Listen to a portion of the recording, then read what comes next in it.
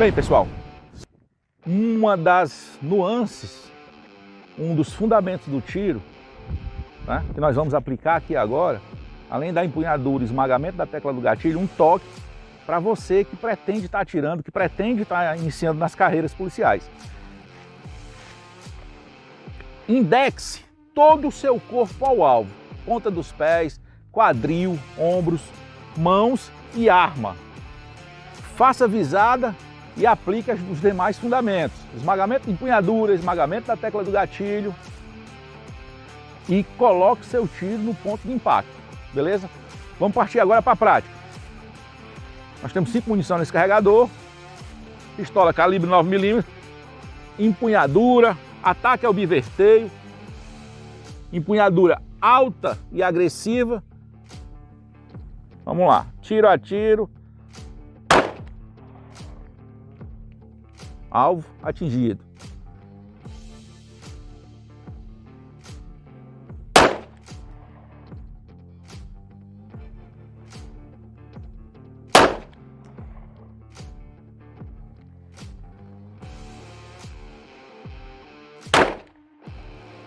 Vamos lá para o nosso último disparo.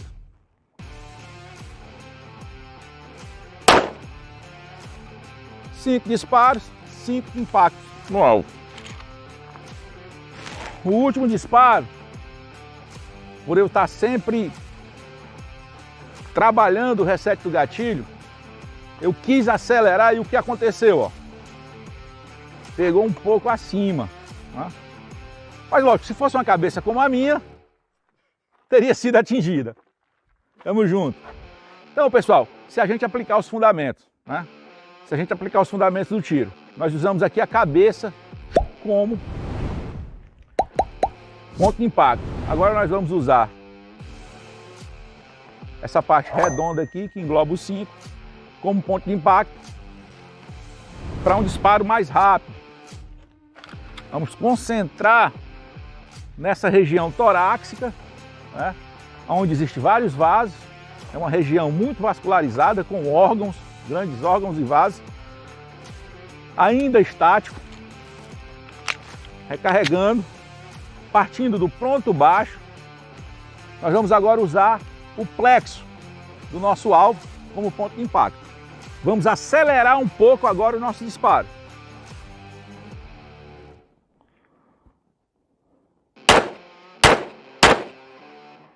Pane!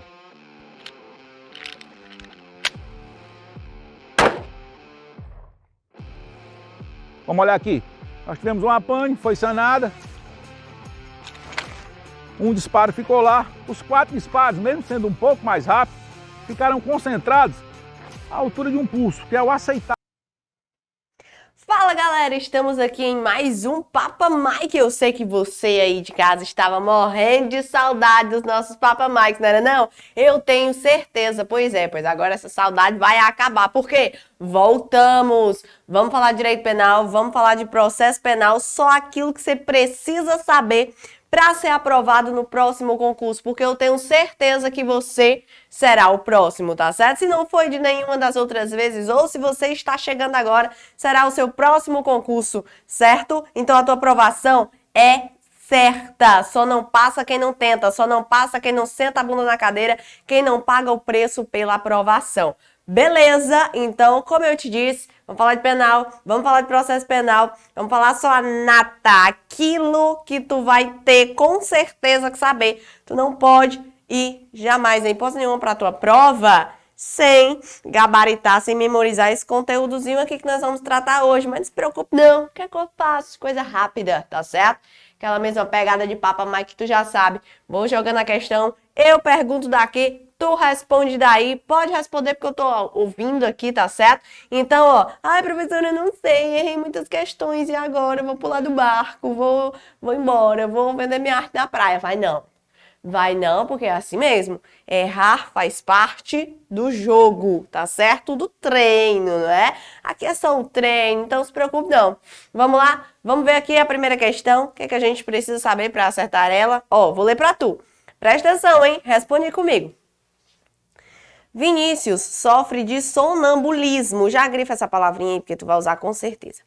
desde a mais tenra idade. Certa noite, durante o sono, Vinícius, em estado de inconsciência, presta atenção, o Vinícius ele estava em estado de inconsciência. O que ele fez em estado de inconsciência?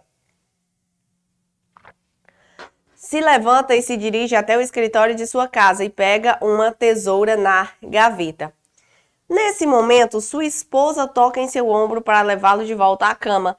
Ocasião em que Vinícius, ainda sonâmbulo, presta atenção, o que o Vinícius fez sonâmbulo? Se vira e desfere 5 golpes com a tesoura em sua esposa, na altura do abdômen. Ato contínuo, Vinícius retorna para o quarto e continua seu sono.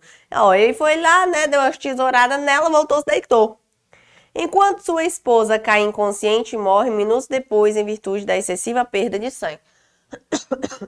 Nessa hipótese, é correto afirmar que Vinícius. Então, nesse caso, presta atenção, vamos lá. Para responder, então, essa questão, você precisa lembrar comigo aqui de um negocinho fácil demais, que é o quê? É o conceito analítico de crime. Bota aí, conceito analítico de crime. O que isso quer dizer, professora? Qual a teoria que eu adoto dentro de um conceito? O que eu considero como sendo crime? Você lembra? Eu tenho uma teoria tripartida. O que a teoria tripartida? Ela vem conceituar como crime. Se é tripartida, você vai lembrar de 3, isso mesmo. Eu só terei crime quando existir, o fato típico, certo? A ilicitude e a culpabilidade. Para que eu tenha crime, obrigatoriamente, eu tenho que ter um fato típico, ilícito e culpável. Nesta ordem. Se eu não tenho qualquer elemento que compõe o fato típico, eu não tenho um crime. Então, eu nem analiso a ilicitude e eu nem analiso a culpabilidade. Se eu tenho presente qualquer excludente de ilicitude, eu nem analiso mais a culpabilidade. E se eu tenho qualquer ausência da culpabilidade, e se faltar qualquer desses, eu não tenho crime, tá lembrando, não é? Beleza. Mas você sabe, dentro do fato típico eu tenho elementos, dentro da culpabilidade eu tenho elementos, e dentro da ilicitude eu tenho excludentes. Porque um fato típico, presumidamente, ele é considerado ilícito. Eu tenho presentes alguns elementos que excluem a ilicitude, certo? Mas para responder a primeira questão, eu só vou lembrar para você aqueles elementos que compõem o quê? O fato típico. Quais são, professora, os elementos que compõem o fato típico? Vamos lá. Primeiro deles, eu tenho a conduta. Depois, eu tenho o resultado. Por último, penúltimo, eu tenho o nexo causal. E para fechar, eu tenho a tipicidade. O que isso quer dizer? Um negócio fácil, simples, maravilhoso, que é o seguinte, para que eu tenha um fato típico, eu tenho que ter todos esses elementozinhos bonitinhos. Saquei minha arma, dei um tiro no Cleitinho, o Cleitinho caiu, morreu. Vamos lá analisar esses elementos? Qual foi a minha conduta? Sacar a arma e atirar no Cleitinho. Resultado, morte do Cleitinho. Nexo causal é aquele elo que vai unir a conduta ao resultado. Cleiton só morreu por quê? Porque eu atirei nele. Juntou a minha conduta ao resultado? Juntou. E o que é a tipicidade? Aquele elemento, ele tem que estar ali definido como crime pelo Código Penal. Está? Tá. O artigo 121 criminaliza a conduta de matar alguém? Sim. Então, eu tenho tipicidade, consequentemente, eu vou ter o quê? Crime. Maravilha. Mas não é apenas isso que você precisa relembrar para responder a primeira questão. Vamos passar mais um pouquinho? Vamos lá. Nesse caso, olha aqui, a conduta, ela só existe se ao mesmo tempo eu tiver o quê? Uma vontade junto com um dolo ou uma culpa, certo? Então, aqui, eu tenho que ter o quê? Uma ação, né? Ou uma omissão que compõe o dolo ou a culpa somada a uma vontade. Somada a uma vontade. Vamos lá. Aqui tu responde a primeira questão. O que aconteceu nesse caso com o indivíduo que estava no estado de sonambulismo? Ele tinha uma ação, ele teve uma ação? Teve, ele esfaqueou lá, né? Tesourou.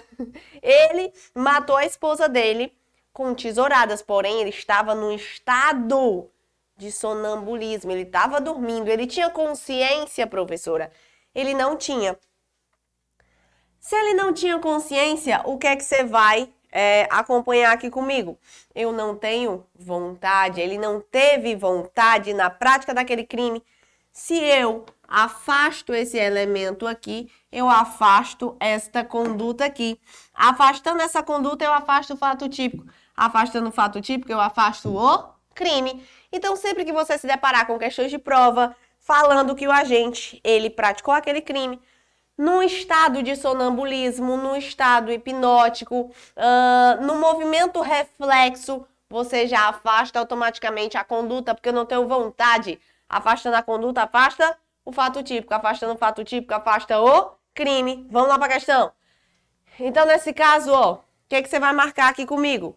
Se ele estava naquele estado de sonambulismo, o que ele deve responder? Letra A. Deve responder pelo homicídio culposo? Errado. Letra B. Deve responder pelo delito de homicídio doloso praticado com dolo eventual? Errado. E não responde por crime nenhum. Letra C, ó. Não praticou o crime. Até aí tudo bem.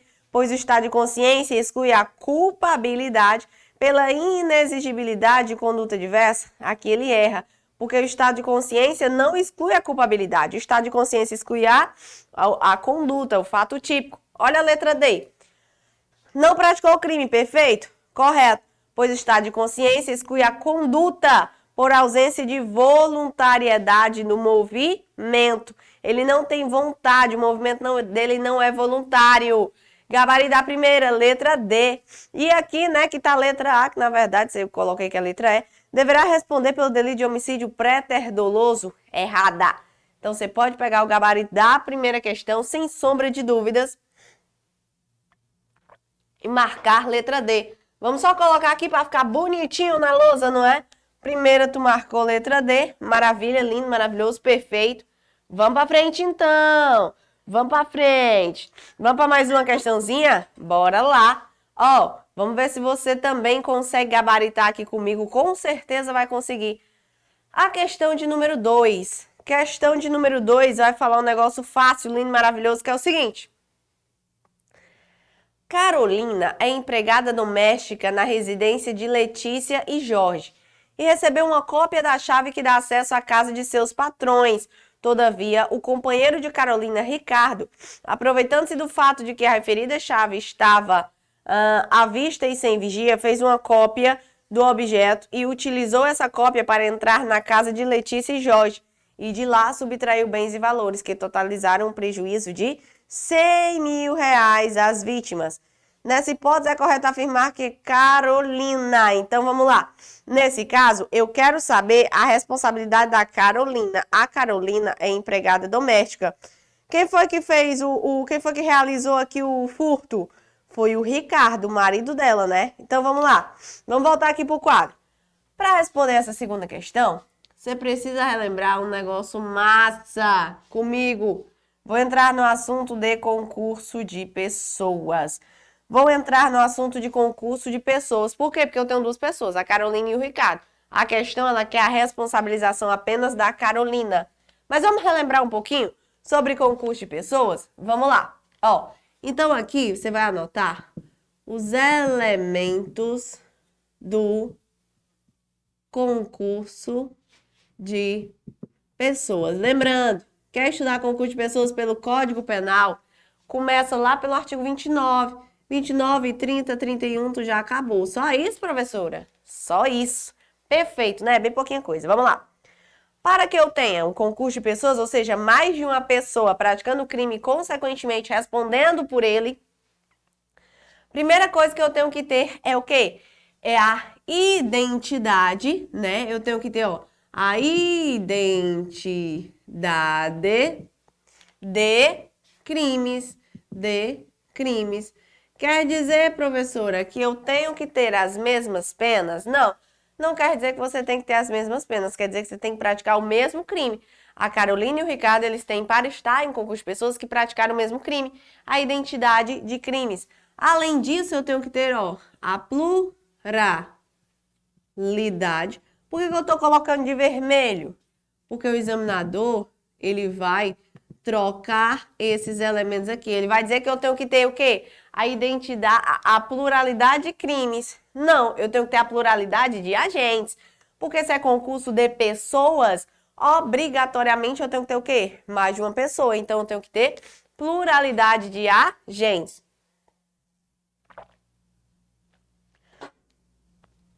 Além disso, eu tenho que ter o quê?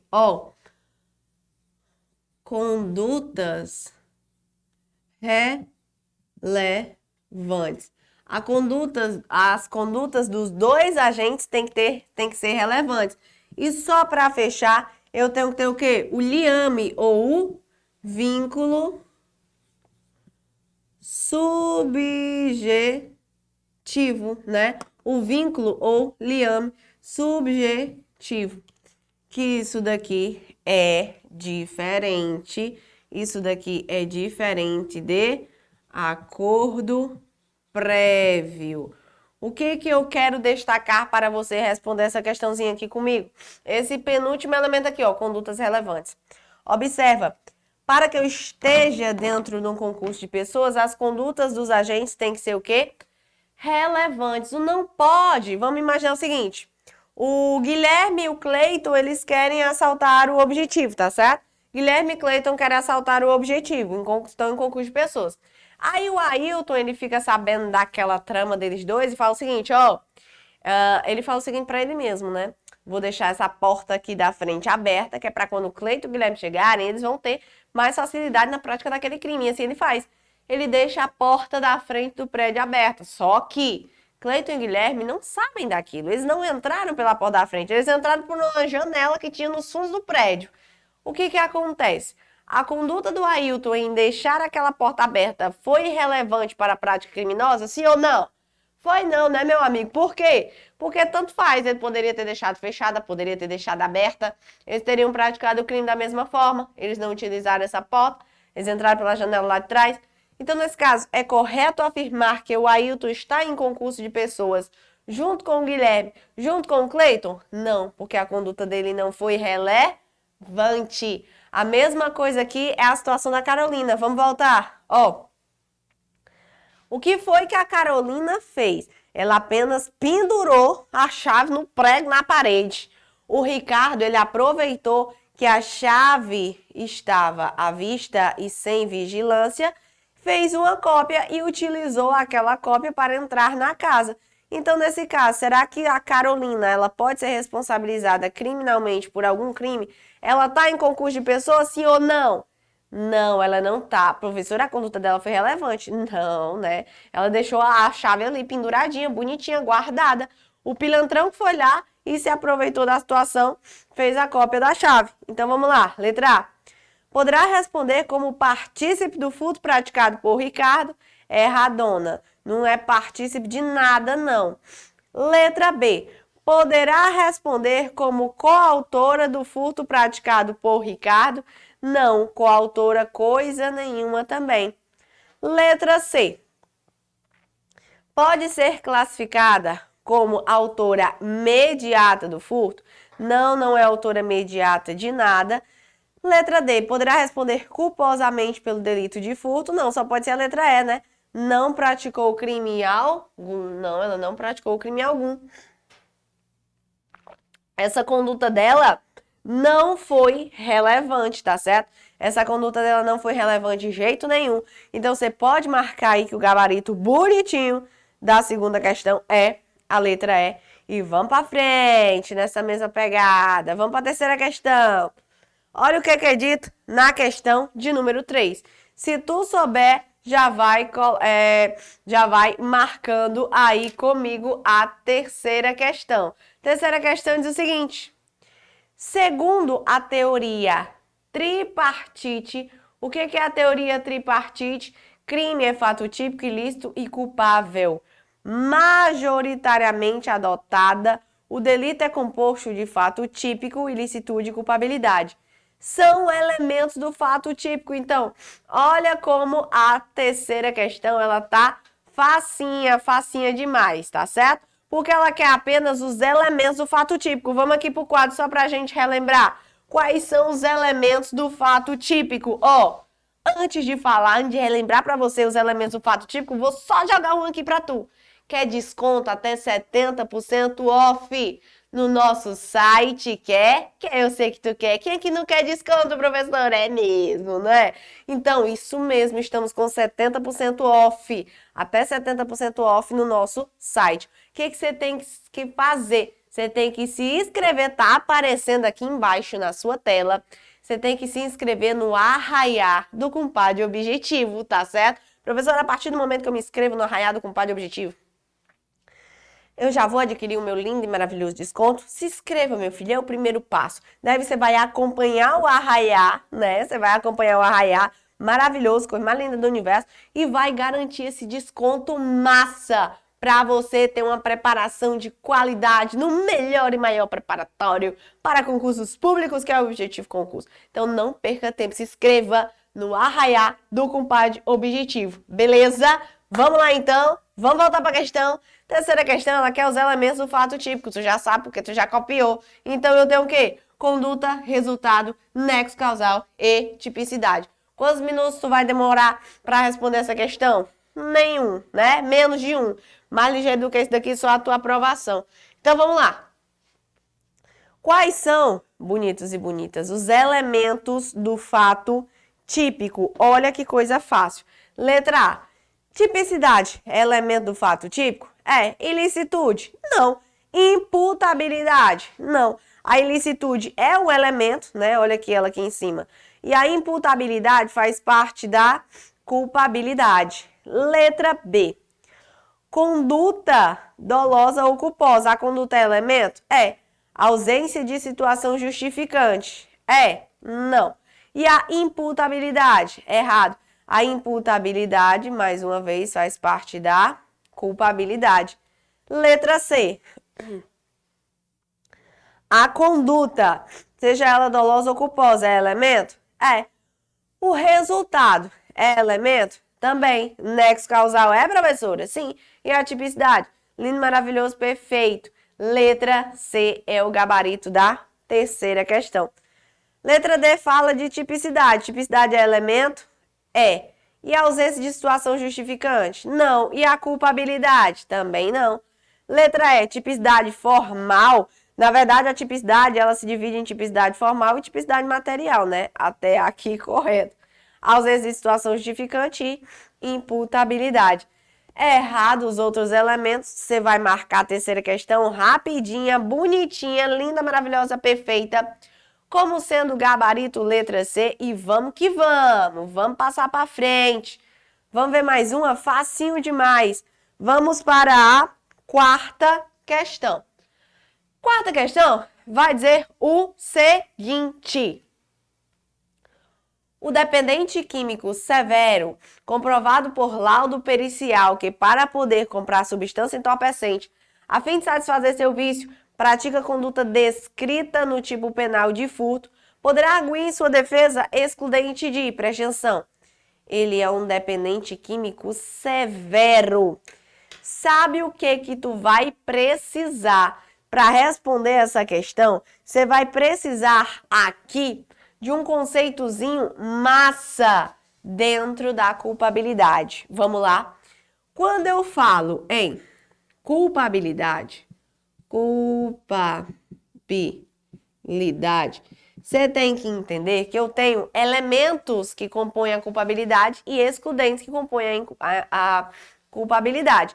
Eu quero destacar aqui para você só o que você vai precisar para responder essa questão, que é o primeiro elementozinho que compõe a culpabilidade, chamado imputabilidade. Eu quero saber se eu posso imputar aquele crime àquela pessoa ou não. Dentro da imputabilidade, eu tenho alguns elementos. Quais são, professora, estes elementos que compõem a imputabilidade?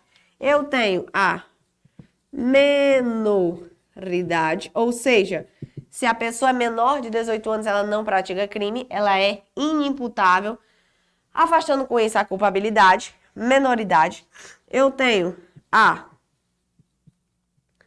doença mental, ou seja, o doente mental, ele também é considerado inimputável se aquela doença torna ele inteiramente incapaz de entender o caráter ilícito do fato. E eu tenho a embriaguez. Vamos voltar aqui um pouquinho à questão, só para eu destacar um negócio contigo. Ó, o que a quarta questão fala? O dependente químico severo. Então, quando eu falo do dependente químico, ó, vamos voltar aqui. Falei do dependente químico severo, né? Embriaguez, só para ficar bonitinho. Então, bora lá. Menoridade. Menor de 18 anos não pratica crime. Doença mental. Quando aquela doença mental ela é completa, tornando a gente inteiramente incapaz de entender o caráter ilícito do fato de determinar de acordo com esse entendimento, ele não pratica crime. E a embriaguez também. Professora, eu não estou entendendo. A embriaguez ela é completa, proveniente de caso fortuito ou força maior. Professora, eu não estou entendendo onde é que a questão ela vai encaixar nesse conceito, já que eu estou falando de um dependente químico? Pois é. A embriaguez ela tanto pode ser decorrente do álcool, como de substância entorpecente, de drogas, você sabia? E eu tenho uma teoriazinha que explica esse negócio aqui da embriaguez, que é chamada, sabe de quê? Ó, teoria da Axel libera em causa. Que é isso, professora? É ação livre na causa. Quer dizer que eu analiso a embriaguez no momento da ingestão da bebida. Isso mesmo. A teoria da Axel libera em causa, ela vai afastar a culpabilidade pela embriaguez em algumas situações. Primeiro, essa embriaguez, para afastar a culpabilidade, ela tem, primeira coisa, que ser completa. Ou seja, tem que ser completa. Ou a gente tá doidão porque ele bebeu, porque ele usou drogas. Mas não é porque ele queria beber, que ele queria usar drogas, que vai afastar a culpabilidade, não. Sabia disso? Ela é completa desde que ela seja proveniente, ó, você vai anotar aí, de caso fortuito ou de força maior. Isso é o que a lei fala, mas ainda existe um entendimento em que eu posso aplicar essa excludente da culpabilidade dentro da teoria da Axel libera em causa quando eu estiver falando daquela embriaguez considerada o quê? Patológica. Sempre que a questão do teu concurso vier dizendo que o agente ele se embriagou porque ele quis beber, porque ele quis usar droga, ou ele queria ficar bêbado, ele queria criar coragem para praticar o crime, nada disso vai afastar a responsabilização criminal dele. Nada disso afasta. Sabe quando é que eu afasto a responsabilização criminal dele? Muito simples, muito fácil. Quando ele tá doidão do juízo dele, porque ele usou drogas, porque ele bebeu, mas foi acidentalmente, proveniente de um caso fortuito ou força maior. Imagina que tu tá lá na balada, curtindo a noite, na revoada, tu tá bebendo um refrigerantezinho bonitinho, tu vai ao banheiro, aquele teu amigo, que é tua amiga muito mala, botou uma substânciazinha ali dentro do teu refrigerante, tu ficou muito louco, cara, tu ficou drogado, maluco, e aí tu praticou crimes, né? Só matando o povo, batendo o povo, rebolando mesa, quebrando litro na cabeça do povo. Nesse caso, o que acontece? Tu completamente embriagado, mas aquela embriaguez, ela veio de um caso fortuito, de uma força maior. Isso te torna inimputável, afastando a culpabilidade. Consequentemente, afasta o crime, pois é. Mas eu posso afastar isso também através de embriaguez patológica, não é pré-ordenada. Pré-ordenada é quando tu bebe para criar coragem para praticar o crime. Isso é causa de aumento de pena. A patológica já é caso de saúde pública. Você é um dependente, você é um alcoólatra, você é um viciado em entorpecentes. Você precisa tratar da sua saúde. Mesma regrinha pela teoria da Axel libera em causa. Beleza? Vamos voltar para a questão. Vamos ver se você já sabe responder ela. Então, nesse caso, coisa mais linda. Eu posso arguir na defesa daquele dependente químico o quê? Letra A, a ilicitude? Errada. Letra B, a tipicidade? Errada. Letra C, pode ser a culpabilidade, não pode? Pode. É a coação moral irresistível? Não, é a inimputabilidade. Letra D, culpabilidade, certo? Certo. Pela inimputabilidade, perfeito. E a letra E fala que eu excluo a ilicitude pelo estado de necessidade. Toda errada. Então, você pega a quarta questão e marca a letra D. E vamos para frente, vamos ver mais uma, vamos ver a quinta questão. Antes de passar a quinta questão, eu quero que você olhe aqui para mim e preste atenção no seguinte. Tá querendo desconto, tá querendo ser aprovado, tá querendo mudar a sua vida, a vida da pessoa que você gosta, a vida da sua família. Ó, não perca tempo, porque nós temos uma promoção maravilhosa. Isso mesmo, 70. Cara, tu sabe o que é 70% de desconto? É isso que tu vai ter.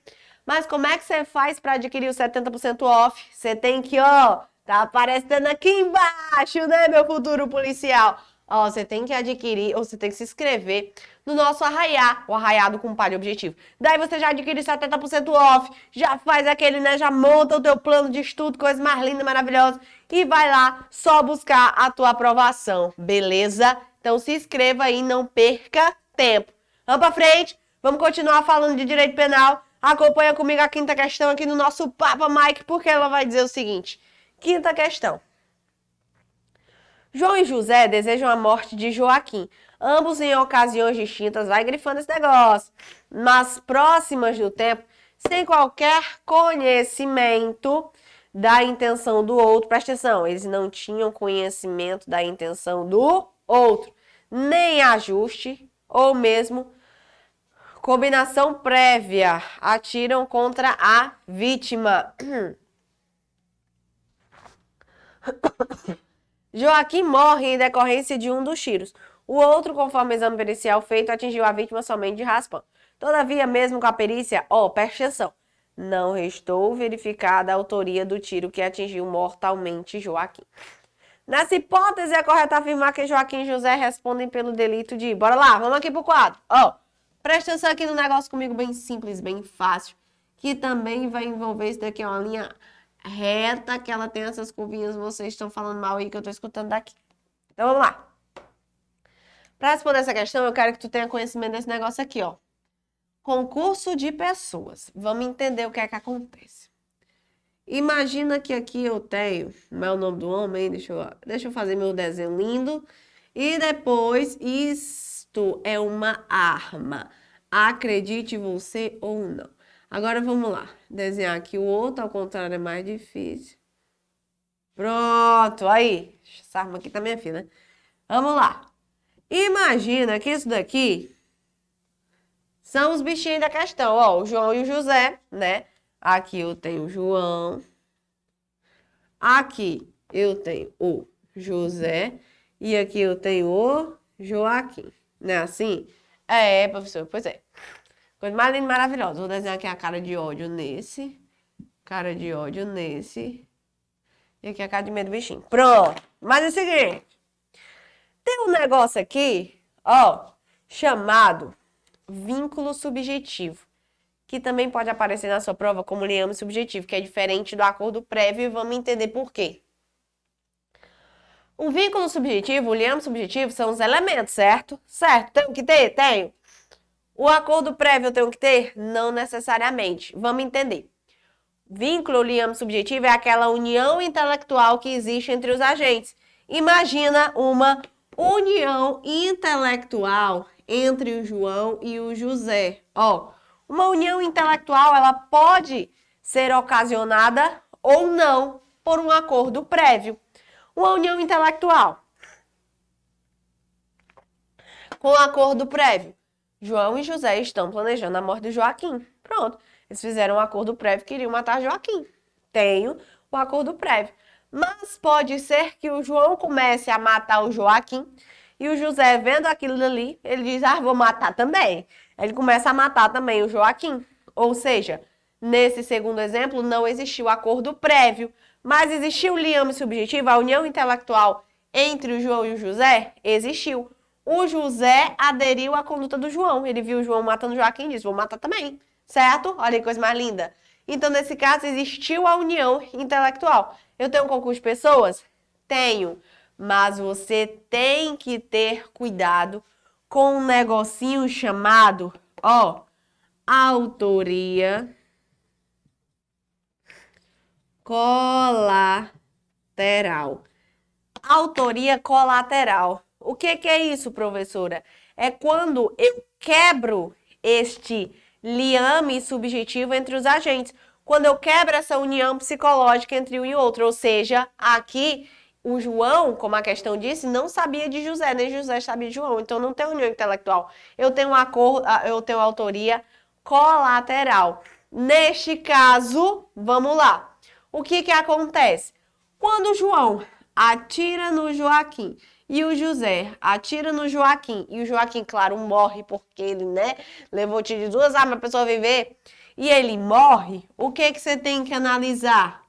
Primeira coisa, exame pericial foi realizado? Foi. O que foi constatado? Que a arma que matou o Joaquim, a bala que matou o Joaquim partiu da arma do João. Se a perícia constatou que quem matou o Joaquim foi o João, João responde por quê? João responde por homicídio consumado. E o José? Homicídio tentado, já que não foi ele, beleza. Mas se meus amigos e minhas amigas, a questão vier dizendo que a perícia foi realizada e não foi identificado quem foi que matou, se não foi identificado quem foi que matou, não sei se foi a arma desse ou a arma desse, uma delas matou, mas não sei qual foi. Uma matou e a outra pegou de raspão. É melhor que eu tenha um inocente, é melhor que eu tenha um culpado com uma pena menor, reduzido à tentativa, do que um inocente com uma pena maior pela consumação.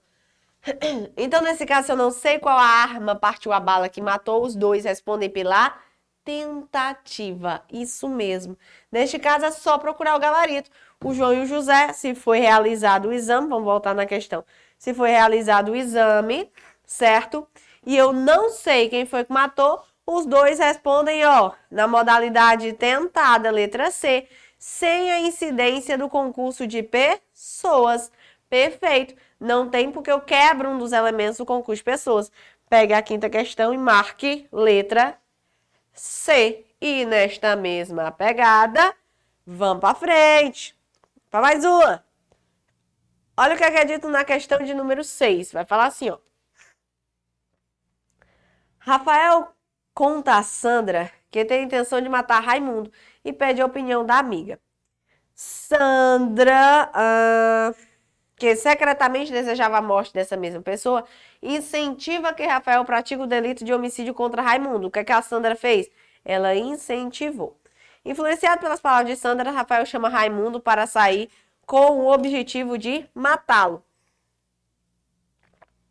Todavia, poucas horas antes, Rafael desiste de mandar a mensagem para Raimundo, desmarcando o encontro. Ele nem marcou o encontro. Essa daqui influenciou, mas esse daqui nem marcou o encontro. Vamos voltar aqui. Para responder a sexta questão, tu precisa lembrar comigo, meu futuro aprovado, do negocinho chamado caminho do crime, intercrimes. Isso mesmo. O que é, professora? O intercrimes é o caminho do crime. Vamos lembrar o caminho em que o crime percorre, primeiro elemento do intercrimes, eu tenho o quê? Lembra aí comigo. Você vai ter a cogitação. O que é a cogitação? É o pensar. Você pode pensar o que você quiser, certo? Você pode estar falando mal da vida alheia no seu pensamento, você pode estar arquitetando a morte de alguém no seu pensamento, problema é seu, você não vai ser preso por isso. Por quê? Porque a cogitação, acredite ou não, a cogitação, ela nunca será crime. Se você não exterioriza, meu filho, você pode pensar o que você quiser. Já pensou? Se a pessoa fosse presa por pensar mal do povo, puta desgraçado, mara que morra, né? A filha de uma égua. Não. Cogitação não é crime. Quando você não está exteriorizando, o quarto sai, não é crime. Mas eu tenho um segundo elemento que compõe o iter criminis, que é chamado o quê? Como é? Isso mesmo. Preparação. Ó, professora, preparação. Ela será considerada crime? Sim ou não? Será que a preparação ela é crime? Vou te dizer. Em regra, né? Em regra não é crime. Mas coloca um asteriscozinho aí, ó. Por quê, professor? Porque depende. Em regra, a preparação não é crime. Quando é que a preparação ela pode ser considerada crime? Quando aquilo dali constituir quando aquela sua conduta constitui um crime autônomo. Imagina que eu quero matar o Cleiton. Eu quero matar o Cleiton de uma facada. Fui ao mercantil fazer as compras da semana, aproveitei a oportunidade, já estava lá mesmo, disse, vou comprar a faca para matar o Cleiton. Coloquei a faca dentro das compras, né? Ali. Nesse caso, eu estou preparando já para matar o Cleiton dessa facada. Vamos lá. Será que eu tenho um crime? Será que esta conduta de comprar uma faca constitui um crime autônomo do homicídio? Não. Então não é crime. Mas, ó, imagina que eu quero matar Cleiton de um tiro. Vou lá na feira e compro uma arma. E aí, nesse caso, constitui um crime autônomo? Constitui, lá dentro do Estatuto de Desarmamento, né? Então você tá andando com a arma por aí, você tá fazendo toda a putaria do mundo. Se aquilo ali constitui um crime autônomo, a preparação é considerada crime. Se eu tenho um maquinário destinado à preparação da droga, aquilo ali é considerado crime. Se eu tenho um maquinário destinado à preparação de moeda falsa, falsificação de moeda, aquilo ali é considerado crime. Então, a preparação, em regra, ela não é crime. Mas, só para fechar, eu tenho mais outros dois, vou até aumentar aqui, né? Eu tenho mais outros dois elementozinhos, que você há de lembrar aqui comigo. Eu tenho o quê? Eu vou ter a execução, e eu vou ter a consumação. A execução é quando eu comecei, meu filho. Comecei a esfaquear o Cleiton. Aí sim. A execução e a consumação são crimes, ó. Eu tenho um crime aqui e eu tenho um crime aqui. Onde é que a questão parou? A questão, ela parou bem aqui na ideia da preparação. Ou seja, o crime ele não pode ser punido se ele não chega ao menos a ser tentado. Quando é que ele começa a ser tentado? Quando eu inicio os atos de execução e eu não consumo por circunstâncias alheias à vontade do agente. A tentativa, ela fica bem aqui, iniciada a execução antes da consumação. A questão, ela para aqui, ó, na preparação. Ele nem chegou a ligar. Ele cogitou preparar o crime. Ele disse que ia ligar, mas nem ligou para marcar o encontro. Nesse caso, existe alguma punição? Vamos voltar para a questão aqui, ó. A questão diz assim: todavia, poucas horas antes, Rafael desiste e manda mensagem para Raimundo desmarcando o encontro. Nesse caso, se eu paro lá naquela parte da preparação, o que que você pode marcar aí na questão? Que nenhum dos dois pode ser responsabilizado penalmente, isso mesmo. Então, pegue a sua sexta questão e marque gabarito como sendo a linda e maravilhosa letra B. E vamos para frente, vamos para a sétima. Olha aqui a sétima questão. Rita é trabalhadora rural no interior do Nordeste brasileiro. E já sendo mãe solo de 3 filhos, todos menores de 6 anos de idade, um deles, portador de microcefalia, descobre que está grávida pela 4ª vez. Não bastasse isso, Rita ainda descobre que o bebê desta gestação também é portador de microcefalia. Desesperada, pois já teve abaixo da linha da pobreza, Rita percebe que não tem como sustentar e dar a atenção necessária a outra criança que vai nascer, razão pela qual pratica um aborto. Então, nesse caso, o que acontece? Ó, portador de microcefalia, certo? Ela estava desesperada, pois ela já estava abaixo da linha da pobreza. O que acontece? É correto afirmar que eu posso alegar em favor de Rita? Vamos lá. Letra A. Rita agiu no exercício regular do direito, que exclui a ilicitude da conduta.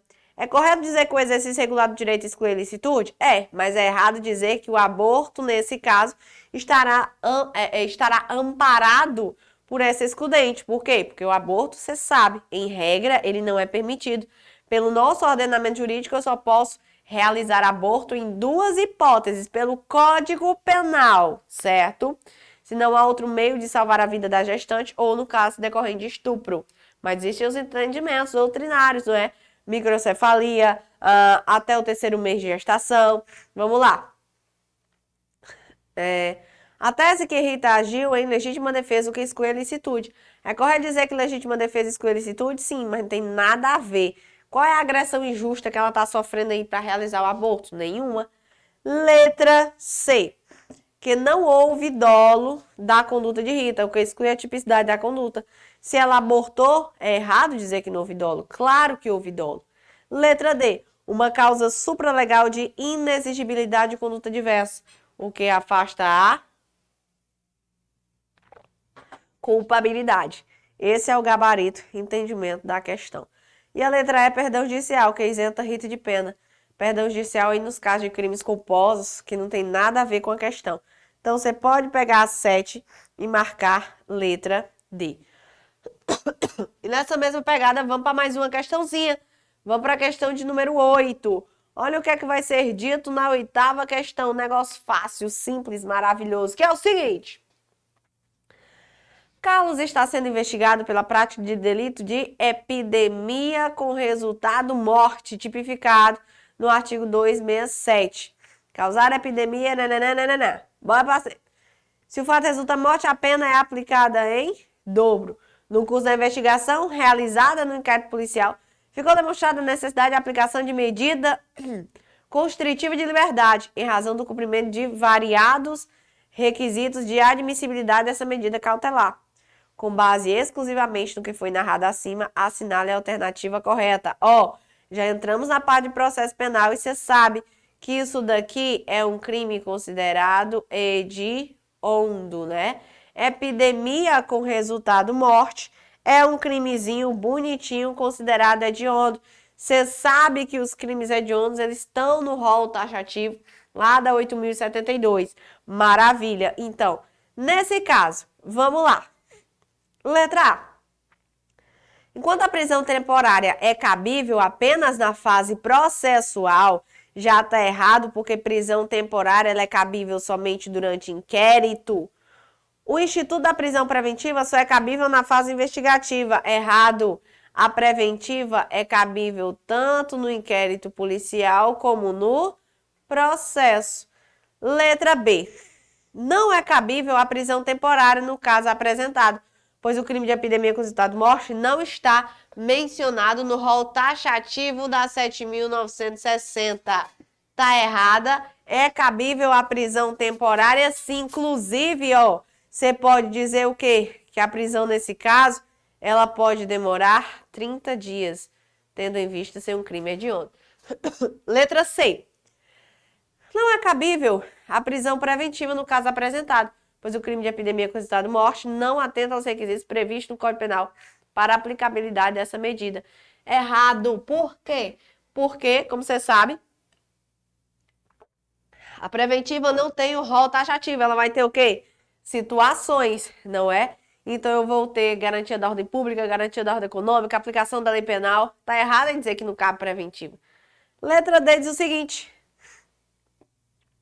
Enquanto a temporária é cabível apenas na fase investigativa, tá certo? Certo. O instituto da preventiva só é cabível na fase processual. Também tá errado, nas duas fases. Só poderia ser a letra E, vamos ver se é.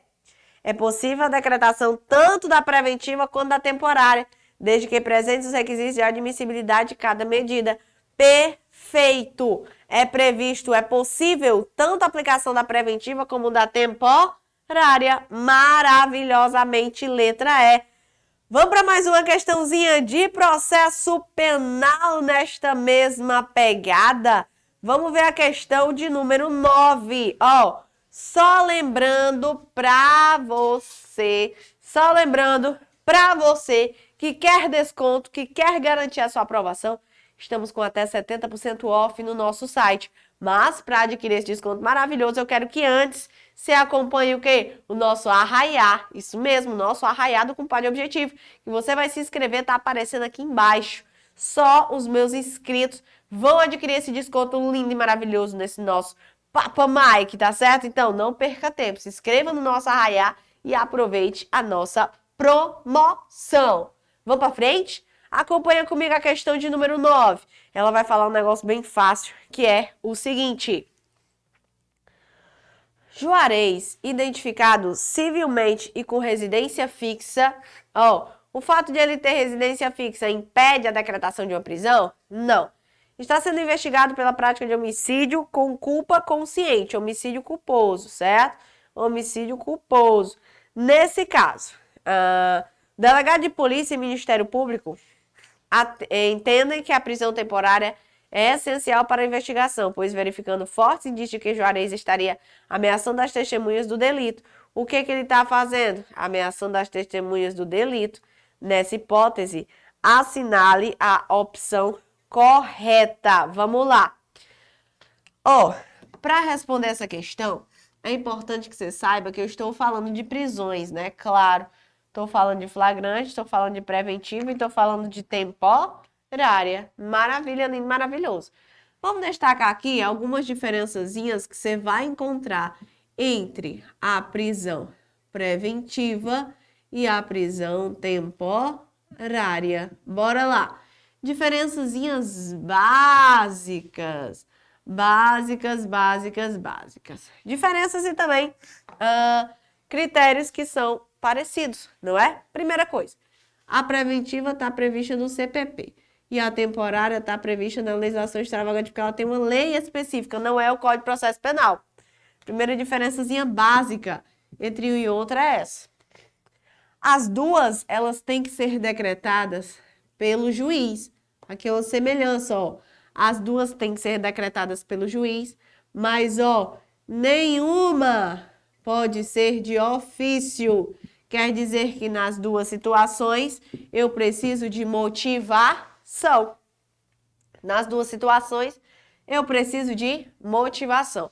O juiz ele não pode ir lá e decretar sozinho. Vou decretar tua prisão. Vou decretar Não, ele precisa ser motivado. Tá certo? Precisa ser motivado. A prisão preventiva, ela tanto pode ser realizada durante inquérito como durante o processo. Já a temporária, somente durante o inquérito. A prisão preventiva, ela não tem um rol taxativo. Ela vai ter situações. Já a temporária tem um rol taxativo, certo? Ela tem situações, garantia da ordem pública, garantia da ordem econômica, aplicação da lei penal. Já essa daqui, não. Essa daqui tem um rol taxativo, tem uma lista de crimes que admitem a decretação da prisão temporária. Prisão preventiva, ela não tem prazo. Já a prisão temporária, ela tem sim um prazo. Mas qual é, professora? O prazo dessa prisão temporária? A regra é 5 dias, certo? 5 dias, podendo ser prorrogado por mais 5. Mas se eu estiver falando de crimes hediondos, esta prisão ela pode durar até 30 dias, podendo ser prorrogado por mais 30 em caso de extrema e comprovada necessidade. Prisão preventiva ela não tem prazo. O que acontece com a prisão preventiva? A necessidade da sua manutenção, ela é analisada a cada 90 dias. Perfeito? Então, aqui são algumas características e diferenças entre uma e outra. Vamos voltar aqui para a questão. Então, nesse caso, você observou aqui que eu estou falando de homicídio culposo. Se a prisão cautelar é com base na necessidade, um crime culposo, ele não vai admitir a decretação da prisão. Esse daqui, esse negócio, tá no rol da prisão temporária? Não tá. Então, nesse caso, vamos lá. Ó, é cabível a prisão temporária pelo prazo de 5 dias, prorrogável por igual período. É cabível, professora? Não é cabível a prisão temporária. Letra B, não é cabível a prisão temporária por falta de previsão legal para a hipótese. Letra C, não cabe a temporária porque ainda não existe processo, e sim apenas investigação. É aí mesmo que ela existe? Letra D, o juiz, ciente da atitude de Juarez, poderá decretar a temporária de ofício, ele não pode decretar nenhuma prisão de ofício. E a letra E, não cabe prisão temporária, mas sim preventiva, tendo em vista as atitudes de Juarez. Não, né? Nesse caso, é crime culposo, então não admite. Perfeito. Então, você pode pegar a 9ª questão e marcar gabarito lindo, maravilhoso, como sendo a letra B. E vamos para mais uma. Vamos ver a 10. Olha a 10ª questão. Bruno foi preso em flagrante delito pelo crime de sequestro e cárcere privado. O flagrante ocorreu de forma regular e no prazo correto, realizando-se a audiência de custódia. Em referida audiência, o advogado de Bruno destacou que seu cliente é primário, possui bons antecedentes, tem emprego e residência fixos e compromete-se a comparecer sempre que solicitado. Nessa hipótese, o pedido a ser feito para restituir a liberdade de Bruno é o quê? Vamos lá, ó. Vamos entender aqui o que é que acontece quando a gente... Vou colocar desse outro lado da luz. Vamos entender o que é que acontece quando a gente ele é preso em flagrante. Quando a gente ele é preso em flagrante, sabe o que é que acontece? O juiz ele vai analisar duas hipóteses. Será que essa prisão é ilegal ou será que essa prisão é legal, né? Se ele verifica que a prisão é ilegal, ele não tem muita coisa que fazer não. Sabe o que é que ele faz? Quando a prisão é ilegal, ele vai lá e relaxa. Relaxamento da prisão. Prisão ilegal só tem isso a fazer, ele relaxa. Agora, quando a prisão é legal, ele tem duas atitudes, mais duas perguntinhas a fazer. Será que essa prisão, ela é, de fato, necessária? Eu preciso que o agente fique preso? Ou ela é desnecessária? Vamos lá. Quando eu vejo que é não tem como, o agente ele tem que ficar preso, a prisão é extremamente necessária. Como é que o que eu vou fazer? Eu vou decretar a preventiva. Juiz, né? Não sendo de ofício. Quando ele analisa que a prisão é extremamente desnecessária, ele pode conceder a liberdade provisória. Lembrando que essa liberdade provisória, ela pode se dar com ou sem fiança. Maravilha, professora, como mais linda, maravilhosa. Vamos voltar para a questão. Então, ó, não, antes de voltar para a questão, vamos revisar aqui. Prisão é ilegal? Não tem o que fazer, relaxa, meu filho. Agora, se a prisão for legal, você faz mais duas perguntinhas. Será que ela é legal, mas ela é necessária? Se for necessário, em último caso, o agente fica preso. Eu converto o flagrante em preventiva. Não sendo necessária, eu concedo a liberdade provisória, com sem fiança. Então, nesse caso, agora sim, voltando à questão. Ó, ele é primário, possui bons antecedentes, tem emprego e residência fixa, compromete a comparecer sempre que solicitado. Então, a prisão ela é legal, porém ela não é necessária. A prisão legal e não sendo necessária, eu vou conceder a liberdade provisória. Pegue a 10ª questão e marque gabarito como sendo letra C. Isso mesmo, e vamos para frente. Vamos para mais uma? Vamos para a questão de número 11. Olha o que é que a questão de número 11 ela vem falar pra gente. Seguinte. Jorge já tinha sido ameaçado de morte várias vezes por Manuel e com receio de que os fatos pudessem vir a se concretizar, adquiriu uma arma legalmente e obteve a autorização do porte com a entidade legal. Quando Jorge estava descendo a rua de casa, quando Jorge estava descendo a rua de casa de sua namorada em direção à sua, já de madrugada, com pouca visibilidade, identificou Manuel entrando na rua, ainda bem distante.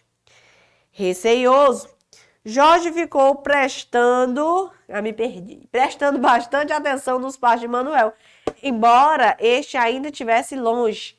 Em dado momento, Jorge percebeu que Manuel o reconheceu e que imediatamente colocou a mão no bolso. Presta atenção. Ele colocou a mão no bolso de seu casaco e sacou algo reluzente.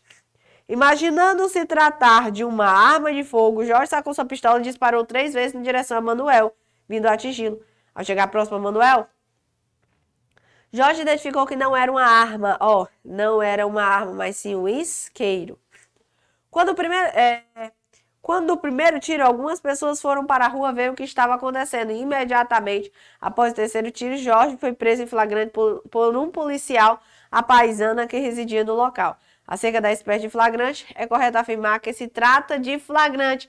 Então, nesse caso, é um claro exemplo de legítima defesa putativa. A situação de legítima defesa só acontecia na mente dele, mas não é isso que eu quero saber. Eu quero saber a espécie de flagrante. Quando o crime está acontecendo ou acaba de acontecer, eu chamo isso daqui de flagrante próprio. Artigo 302, incisos, tanto o 1 como o 2 do CPP. Então, você pode marcar que a questão número 11, na verdade, é a letra C. Quando o crime está acontecendo ou acaba de acontecer, flagrante próprio. E vamos para mais uma. Vamos ver a questão de número 12. Olha o que a questão de número 12 ela vai dizer. Questão de número 12 fala assim, Juarez, identificado civilmente com residência fixa, está sendo investigado pela prática de homicídio com culpa consciente. Na verdade, essa 12 aí tá repetida, né? Da hipótese de Juarez. E você já sabe, então vamos pular ela, que não cabe a prisão temporária por falta de previsão legal, lembra? É a hipótese lá da culpa consciente, nós já respondemos a questãozinha do Juarez. Então, para ganhar tempo, vamos para a próxima. Vamos ver a questão de número 13. Questão de número 13 fala assim. Tem sido recorrentes no judiciário questionamentos relativos aos autos de prisão em flagrante lavrados pelas autoridades policiais. O STJ já teve a oportunidade de se manifestar várias vezes sobre a prisão em flagrante, deixando registrada sua posição sobre diversos pontos importantes. Nesse cenário, assinale a alternativa incorreta no tocante à posição do STJ sobre o tema. Então, aqui a gente só quer incorreta, vai ser facinho. Por quê? Porque tudo aquilo que for certo, né? Não precisa nem comentar muito. Vamos lá. No tocante ao flagrante retardado, que também pode ser conhecido como ação controlada, a ausência de autorização judicial não tem o condão de tornar ilegal a prisão em flagrante postergado. Uma vez que o Instituto visa proteger o trabalho investigativo, afastando eventual responsabilidade criminal ou administrativa por parte do agente policial. Professor, não entendi nada. Entendeu? Tá certo. É assim, O que é o flagrante retardado, a ação controlada? É o seguinte, imagina que eu quero prender o traficantezão, perigosão, o Cleiton, certo? Daí o Cleiton tem a galera lá que trabalha com ele no tráfico. E de repente eu vejo apenas um daqueles traficantes menorzinhos, né? Eu vejo só um fogueteiro. O que é que acontece?